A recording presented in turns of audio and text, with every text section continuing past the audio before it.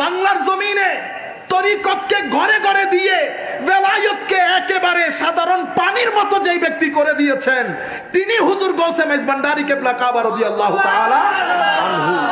সাধারণ সাধারণ মানুষকে,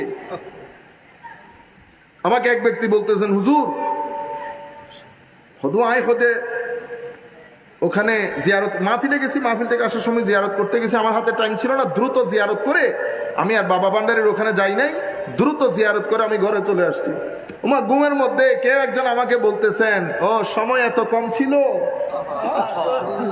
সময় এত কম ছিল। আমি আপনাদেরকে বলতেছি বেলায়েতকে, কারামাতকে একেবারে সাধারণ করে সাধারণ মানুষের ঘরে ঘরে পৌঁছিয়ে দিয়ে বাংলার জমিনের প্রত্যেক গ্রামের মধ্যে একজন আল্লাহর ওলি দাঁড় করিয়ে বেলায়েতের যেই মহা দোকান চমকিয়েছেন হুজুর গৌসে মেজবান্ডারি কেবলা কাবা, সেটা আহলে বাইতে রাসূল, সেটা আহলে বাইতে রাসূল। সম্মানিত উপস্থিতি, এটা আমার নবীর হুমা রাইহানাতাই মিনাদ দুনিয়া, হাসান এবং হুসাইন, এটা দুনিয়াতে আমার আওলাদের ঝর্ণা দ্বারা, আমার আওলাদের ঝর্ণা দ্বারা।